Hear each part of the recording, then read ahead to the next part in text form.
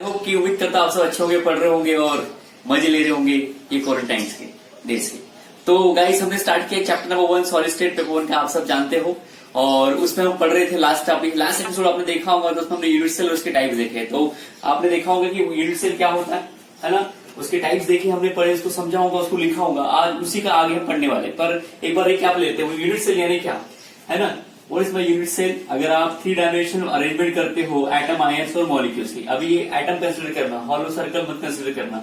तो 3 dimensional arrangement of atom, ion और molecules, तो जब ये एटम आयन आपस में जुड़ते हैं, ये एटम आयन जब आपस में जुड़ते हैं, ये जुड़ते जाते और ये 3 डायमेंशन में जब जुड़ते हैं तो आपको एक बहुत बड़ा क्यूब मिलता है और ये पोर्शन रिपीट हो रहा है। इसका नाम क्या दे दिया हमने, यूनिट सेल।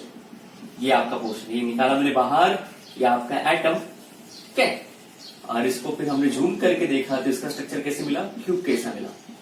तो आपने यूनिट सेल को स्टडी किया कि एटम इसमें कहां प्रेजेंट होते, कॉर्नर पे और अलग अलग पार्ट पे। आज हमें इससे आगे पढ़ना है। आज हमारा टॉपिक बहुत इंपॉर्टेंट है। आज हम टेबल बनाने वाले हो, टेबल बोर्ड के लिए काफी इंपॉर्टेंट है और इंट्रांस के लिए काफी इंपॉर्टेंट है, आप लोगों को स्टडी करना है। तो एक साइंटिस्ट था बेटा, उसका नाम था ब्राविस, ठीक है। ब्राविस ने सोचा कि अगर ये जो आपका यूनिट सेल है, ये क्यूब है, ये क्यूब क्या हो रहा है, एक के बाद रिपीट हो रहा है, और रिपीट होने के बाद सारे क्यूब आपस में जुड़ के बड़ा सा क्यूब बन रहा है। यानी इसका मतलब क्या है, जो इसका शेप रहेगा वो आपके बड़े क्यूब का क्या रहेगा, शेप।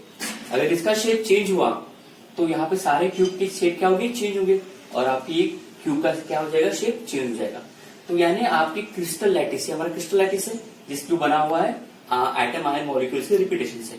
तो ये जो क्रिस्टल लैटिस का जो शेप है, ये पूरा डिपेंड है आपके यूनिट सेल के ऊपर। तो साइंटिस्ट ने सोचा ये तो क्यूबिकल है, क्या इस क्यूब, ये बड़े वाले क्रिस्टल लैटिस जो क्यूब कैसा दिखता है, क्या उससे दूसरा क्यूबिकल स्ट्रक्चर बना सकते हैं क्या।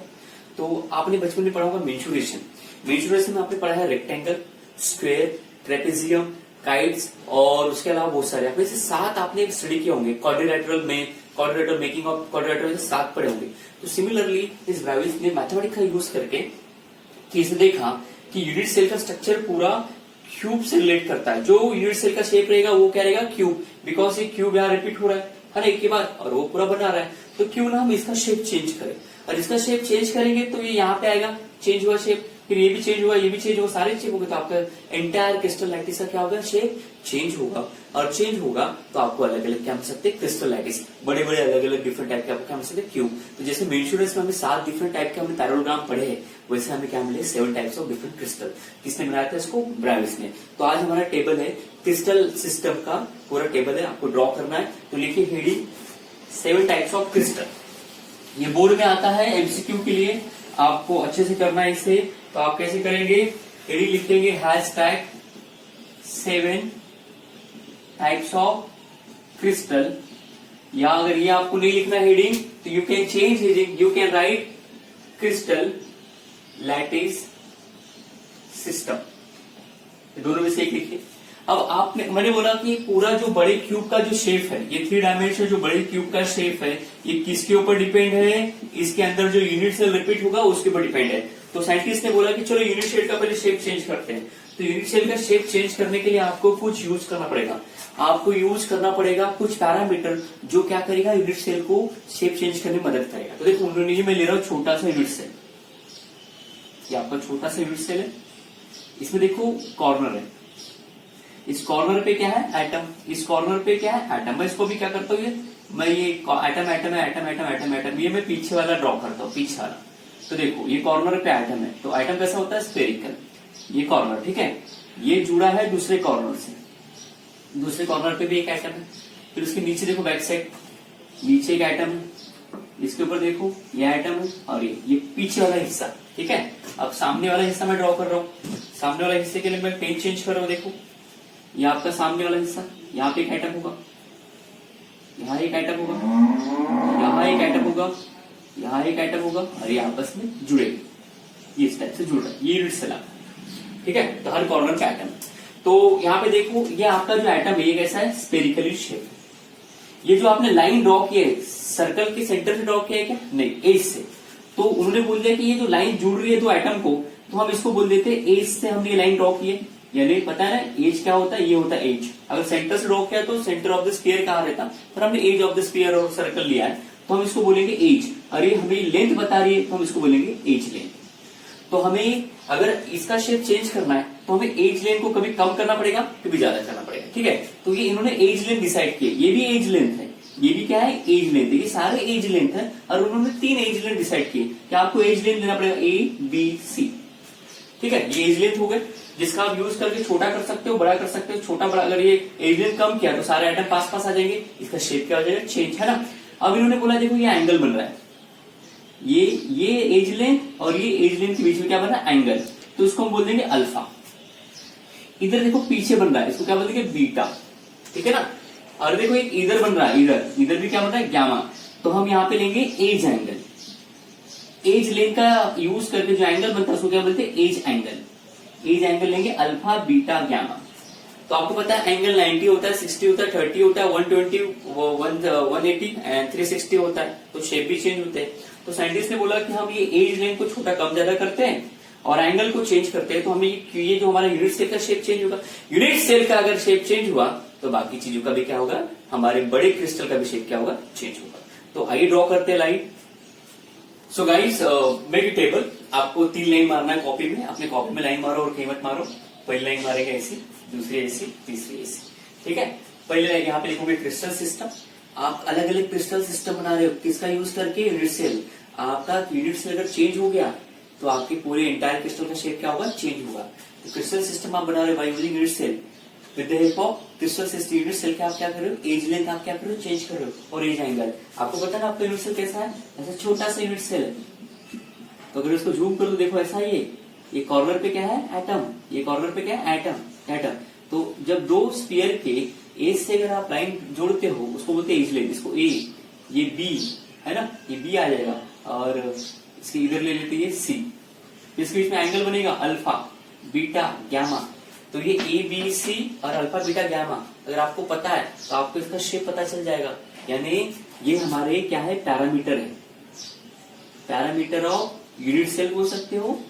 और जो यूनिट सेल का पैरामीटर रहेगा वही किसका रहेगा क्रिस्टल का, बिकॉज क्रिस्टल यूनिट सेल से बना है।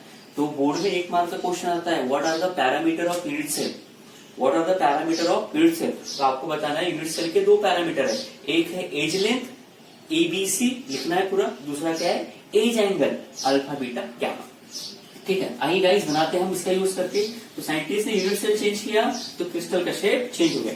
सबसे पहला बनाया उन्होंने नंबर 1 जो हम देख चुके हैं, उसका नाम है क्यूबिक। क्यूबिक यूनिट सेल बनाया और वही क्यूबिक यूनिट सेल बनने के बाद पूरा सिस्टम हमें क्यूबिकल मिला। और इसमें जब देखा गया तो A = B = C मिला। ठीक है, और यहाँ पे अल्फा बीटा = गामा = सारे एंगल क्या मिले सेम। आइए इसको देखते हैं। जैसे ये मेरा छोटा सा क्यूब है, ठीक है, इस कॉर्नर पे इस कॉर्नर का एटम है तो इसको बोलते हैं एज लेंथ ए। ये हो गया आपका बी, ठीक है, ये आपका बी हो गया और ये क्या हो जाएगा सी। तो देखो ये A = ये बी और एक है सी। तो यहाँ पे जो एंगल बनेगा वो कितने का बनेगा 90। इधर भी जो एंगल बनेगा 90 और 90। तो ये आपका हो गया पहला यूनिट सेल मिल गया, ये है आपका क्यूबिकल। और ये यूनिट सेल बार बार रिपीट होगा तो एक बड़ा सा क्यूबिकल क्रिस्टल लैटिस मिलेगा आपको स्ट्रक्चर, तो जिसका शेप ऐसा रहेगा। तो इस टाइप से ये छोटा सा एग्जांपल लिया। अब ये डायग्राम की तरफ फोकस मत करना, ये क्या है जाने दो, देख लो ये क्यूबिक है इस टाइप से मिलेगा। ठीक है, तो ये देखो इसमें सारे एज लेंथ क्या है सेम, ए बी और सी सारे इक्वल है, सारे सेम है। तो ये सबसे सिमेट्रिकल स्ट्रक्चर है क्रिस्टलाइटिस का।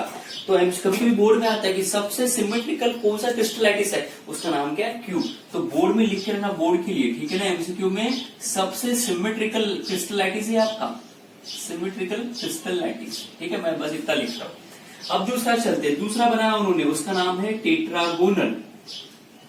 टेट्रागोनल, टेट्रागोनल में क्या होता है A = B मिलेगा बट नॉट = C। ए और बी की लंबाई सेम रहेगी बस C की नहीं रहेगी। और जब एंगल लिखोगे अल्फा बीटा गामा = क्या मिलेगा 90 डिग्री। ठीक है, इसको बोलेंगे 90 डिग्री।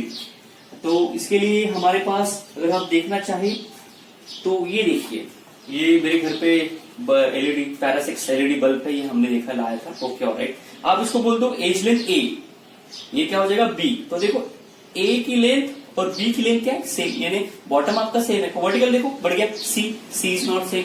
और यहाँ पे एंगल निकालो 90, यहाँ पे एंगल निकालो 90। तो देखो आपका यूनिट सेल का देखो शेप कैसा होगा चेंज हो गया। पहले शेप कैसा था, सारे सेम थे, तो ऐसा अभी वो चेंज हुआ है ना, तो यूनिट सेल का शेप चेंज होगा, तो क्यूबिक क्रिस्टल का भी शेप क्या होगा, चेंज हो जाएगा। तो इस टाइप के शेप को क्या बोलते हैं, टेट्रागोनल। ठीक है, तो आइए चलते हैं, यहाँ पे लिखते हैं, ये लिख लीजिए A is equal to B not is equal to C, alpha beta gamma is equal to 90 degree. तीसरा चलते हैं, नंबर थर्ड। तीसरा, इसको आपके टेक्स्ट बुक में लिखा है रोम्बोहेड्रल। ठीक है, और कभी कभी इसको जेई नीट के हिसाब से इसको बोला जाता है ट्राइगोनल। तो दोनों नाम से आप बोर्ड के लिए ये लर्न करो, एंट्रेंस के लिए लर्न करो। तो इसमें क्या होता है, इसमें अगर आप देखोगे A is equal to B is equal to C रहेगा, और ये वाला नॉट इज इक्वल टू इधर शिफ्ट कर देना, तो alpha beta gamma not is equal to 90। अब आप इमेजिन करो कि ए भी सेम है, बी भी सेम है, बस एंगल सेम नहीं है। अगर ए बी सी सब सेम है तो आपको क्यूब मिलेगा, एंगल चेंज होगा। 90 में आपको पता है ऐसा रहता है।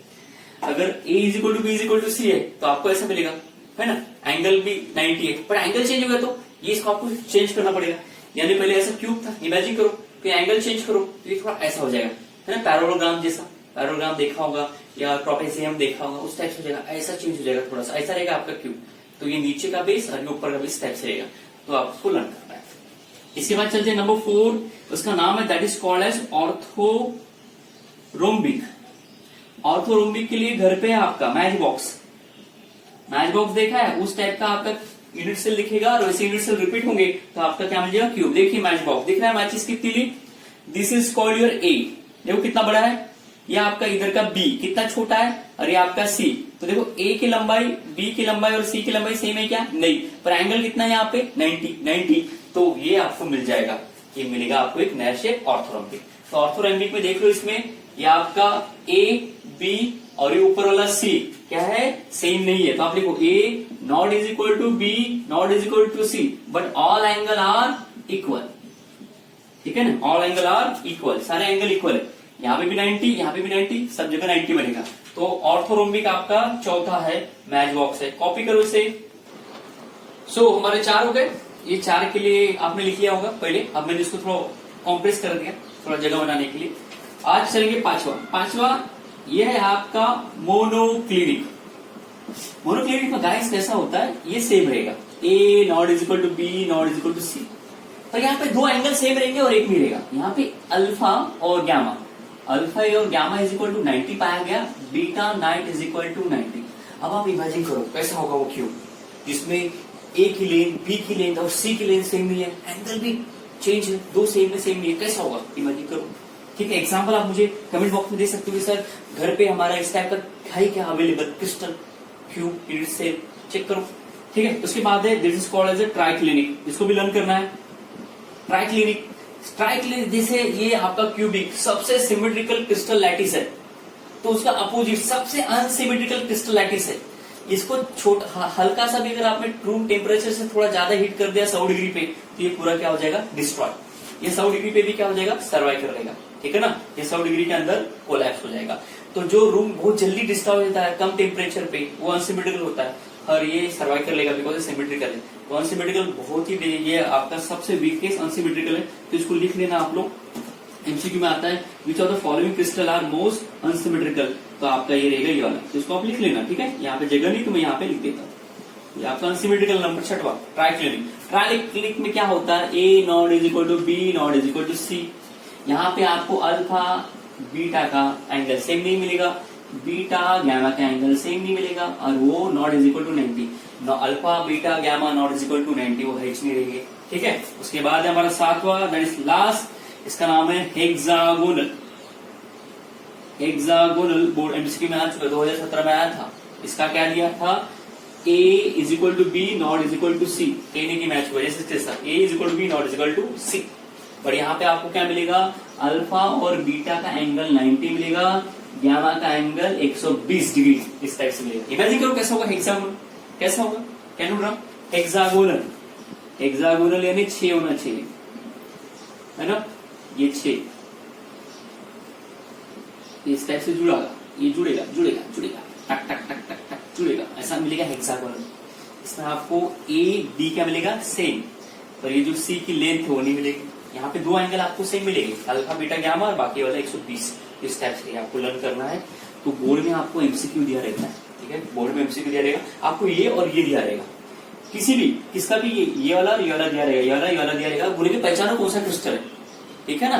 तो पहचानो कौन सा क्रिस्टल है। तो मैं आपको चैलेंज करता हूँ, आज मेरी आप वीडियो देख रहे होंगे तो 15 मिनट में आपको लर्न हो सकता है क्या टेबल। अगर लर्न हो गया तो 2 बार लिख के देखो, लिख गया तो कमेंट बॉक्स में लिख देना तारा वारा जम गया हमें सर। तो ये लिख लीजिए, ठीक है। ये है 7 टाइप्स ऑफ क्रिस्टल। किसने बनाया था? ब्राविस ने। किसने बनाया था? ये ब्राविस ने। लिख लीजिए नोट कि ये है 7 टाइप्स ऑफ क्रिस्टल। किसने बनाया था? ब्राविस ने। कॉपी कर लो इसे, ठीक है, ले लीजिए। हमने देखा क्रिस्टल सिस्टम, हमने देखा 7 टाइप्स ऑफ क्रिस्टल सिस्टम।